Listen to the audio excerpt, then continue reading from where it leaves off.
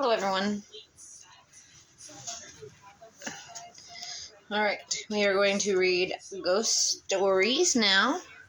So let's start off with our first one. It's called The Cell Phone. A couple of months ago, my friend's cousin bought a new cell phone. After a long day of work, she came home, placed her phone on the counter, and went to watch TV. Her son came to her and asked if he could play with her new phone. She told him not to call anyone or mess with any text messages, and he agreed. Around 11:20, she was drowsy, so she decided to tuck her son in and go to bed. She walked to his room and saw that he wasn't there. She then ran over to her room to find him sleeping on her bed with the phone in his hand.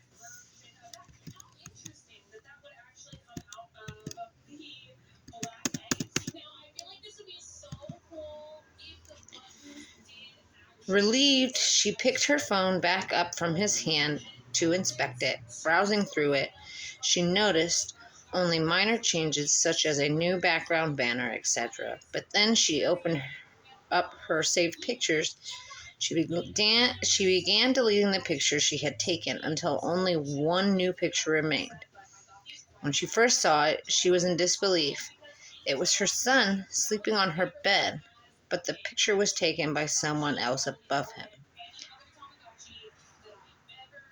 And it showed the left half of an elderly woman's face. Creepy. All right, this one is called Ghost Bro. My house was built in 1904. It is a single-family home, wood frame setting on a concrete block foundation. I have been living here for about 12 years.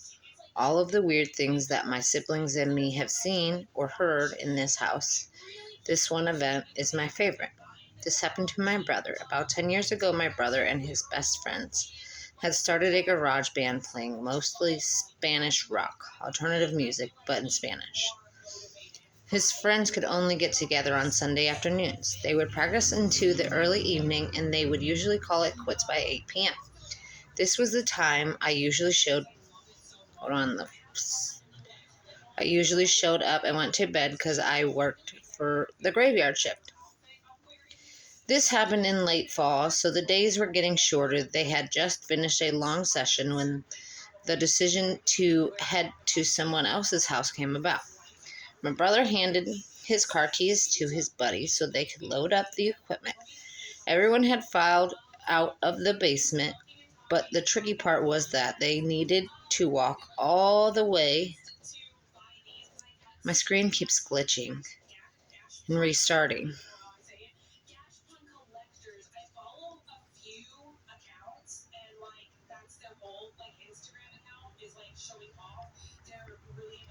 Okay, where was I? Had to walk all the way to the back of the basement, up the back stairs, through the kitchen doorway, down the hall, into the living room, and... This is horrible. I can't even read these because it's doing this glitching thing. Hold on, y'all. I'm going to try to finish this one.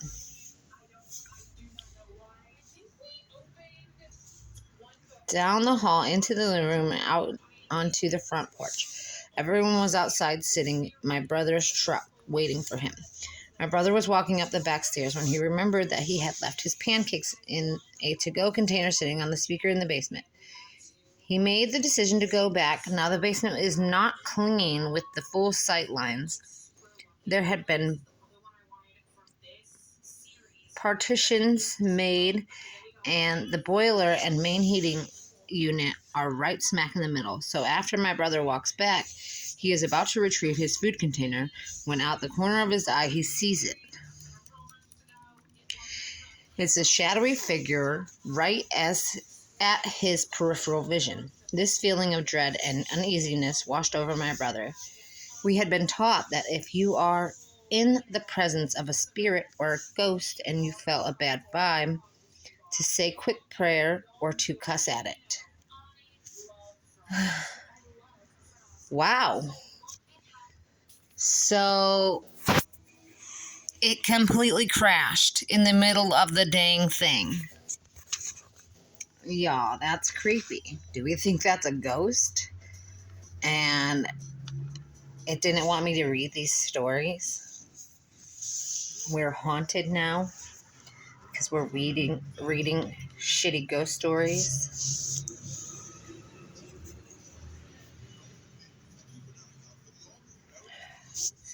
We're gonna have to open up Firefox and do this again because we can't even get anything done.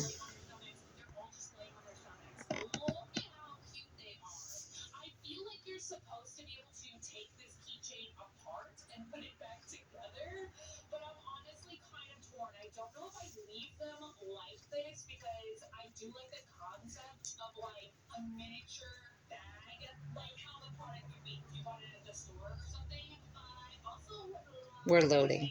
Sorry. It loaded back up on the page where that was. So let's see if we can find where we were. Okay, out the corner of his eyes he sees it. It's a shadow figure right at his peripheral vision. This feeling of dread and uneasiness washed over my brother. It's skipping again. We had been taught that if you were in the... Oh yeah, to cuss at it. My brother chose the latter. He basically just told it, hey, fuck you, don't have time for this shit. My brother started to walk to the back of the basement and briskly up the stairs, closing the doors and turning off lights as he was walking out. The last light switch is on the opposite side of the front door. Luckily, the door was open and the light from the street lamp was flooding the living room with its amber light. My brother said, I can't read this story. My computer keeps crashing. We're going to have to go to a different website because I can't finish the stories for you. It's definitely not working out that way right now. It keeps cutting out. So it seems like I'm going to have to find a different website to read you scary stories from because it ain't that.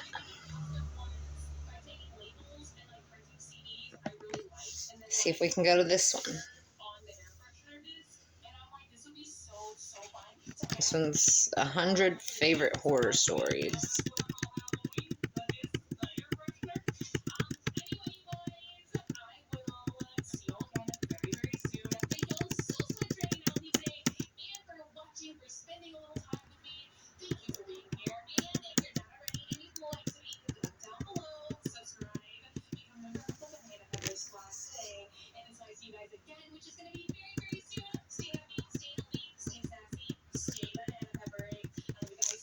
That's not, no. This is not what we want. We'll find something. I'm going to pause for a second. Okay, so I found some new ones. We're going to read some of these ones. So 2 weeks before we moved, my dad and I toured our house, and I noticed this guy was painting the water heater, which I thought was weird AF, but I was like 10, so whatever. Are we crashing again? Anyways, we moved in on a Wednesday, and my parents let me stay home from school. Y'all, I can't read these. It will not let me. My computer will not let me do ghost stories. If I'm honest, this blows my mind. Look at this. Errors. Errors, errors, errors, errors.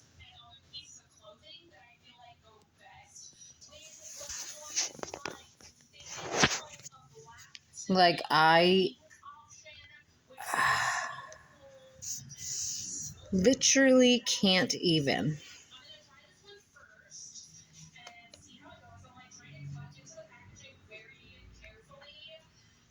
It will not let me do any ghost stories for you guys.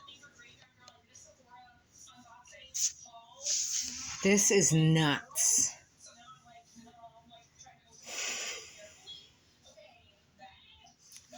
I guess we're not doing ghost stories because, y'all, I just can't right now. It literally, the computer literally will not let me. It's being nuts, which is crazy. I feel like it should totally not be doing that. So we're going to pause for a second. Okay, I had to restart the computer. We'll try this again. One last time we're trying this, okay? My uncle, this one's called Snow in Alabama. My Uncle Bill died when I was 4. He and I were incredibly close. He was my favorite and I was his. I lived in Colorado, but we went down to Alabama for his funeral. I'm 31 now, so I don't remember him actually visiting me, but I do remember telling my mom, Uncle Bill says it was going to snow. My mom calmly reminded me that Uncle Bill was gone and we were in Alabama in 1995. It doesn't snow here. Uncle Bill and I got the last laugh when we all woke up the next day and it was snowing in Alabama. Very lightly, but it was there.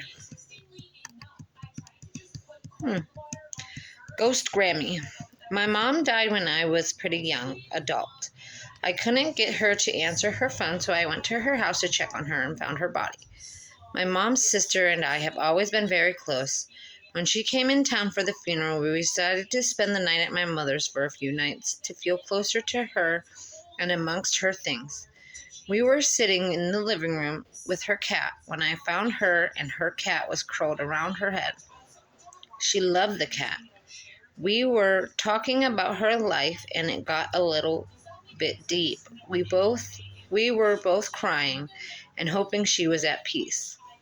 Suddenly, the cat who was sitting between us jumped up and started hissing at the fireplace. Then, the flue to the fireplace slammed shut really loud and scared the shit out of us. We then heard footsteps above us in her bedroom where she died. It was scary and not comforting for us or the cat. My mom committed suicide and had been really despondent after my dad died. She was also the kind of person who never wanted to feel sorry for her. Never wanted anyone to feel sorry for her. I think we got too personal about her life and pissed her off. I had several other uncomfortable moments in her house while cleaning it out. My then 8-year-old son and I were packing boxes and her bedroom door slammed shut. It was a nice day, no windows or doors are open. My son looked at me and asked, "Why is Granny so sad?"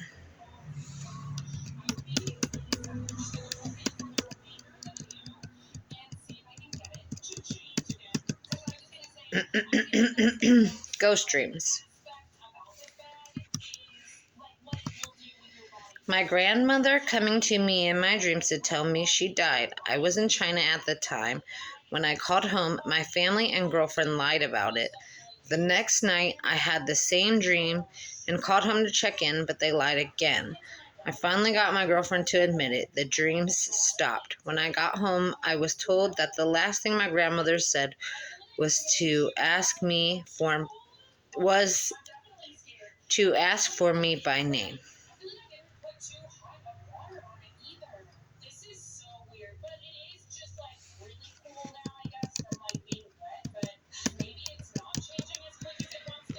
Okay, my grandmother was in hospice and we received the news she had passed away.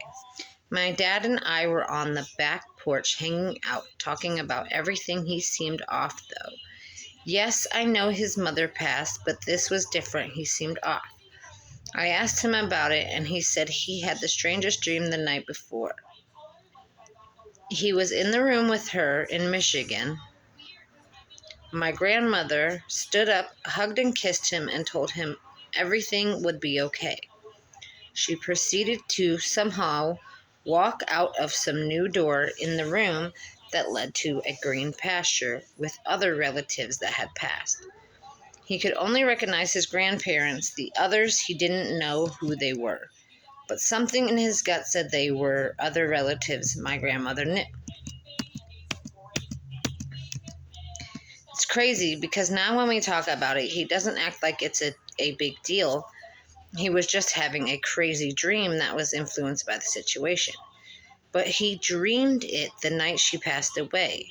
It was like the other relatives and her were telling him, "It'll be okay. I'm better off now." This one's called Mom. My mom passed away in early November of 2005. I had gotten married at the end of May of that year, and she waited to tell the family that she was sick until the end of June. She didn't want to take away from the joy of the baby, of the family getting married. It was way too fast, and none of us were ready to let her go. She always said she wanted to go home. No hospital or hospice. She said it for years, especially after my dad passed when I was 16. He passed at home, surrounded by all of us up until the end.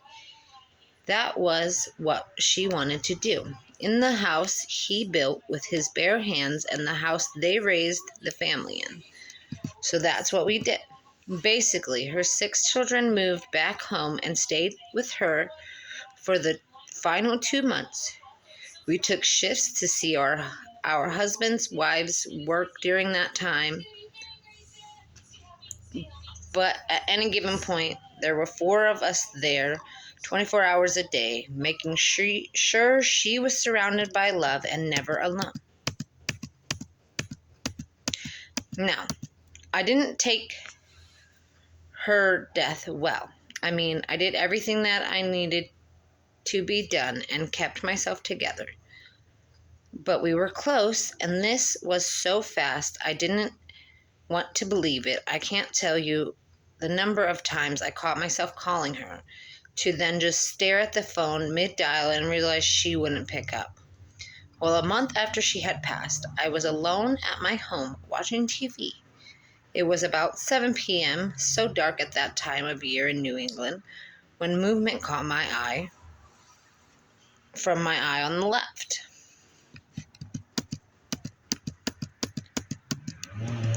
12 feet from me, my mom walked through my kitchen stirring something in a bowl.